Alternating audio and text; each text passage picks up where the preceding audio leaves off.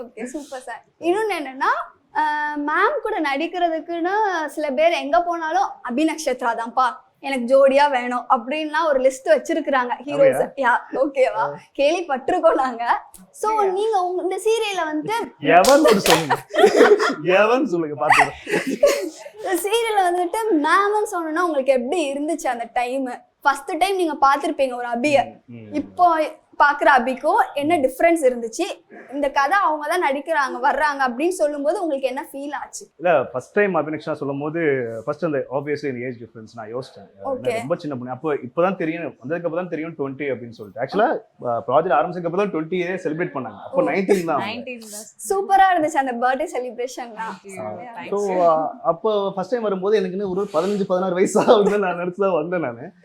So அது இருந்தது. Plus எனக்கு அவங்களோட எக்ஸ்பீரியன்ஸ் தெரியும் இல்லையா, பெரிய பெரிய ஆர்டிஸ்ட் கூட நடிச்சிருக்காங்க, விஜய் சேதுபதி சார் கூட நடிச்சிருக்காங்க, நயன்தாரா மேம் கூட, அஜய் பாலாஜி சார் கூட நடிச்சிருக்காங்க.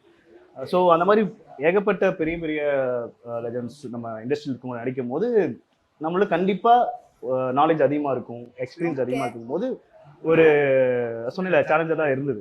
எப்படி நம்ம நடிக்க போகிறோம், நம்மளோட ஃப்ரேமில் நம்ம வந்து நம்ம தூக்கி சாப்பிட்டுருவாங்களா அப்படின்ட்டு. பட் அப்படிலாம் இல்லைன்னு வச்சுக்கோங்க. Periyar Maniammai Institute of Science and Technology, Tanjavur. B.Tech Biotechnology with specialization in computer science and biology.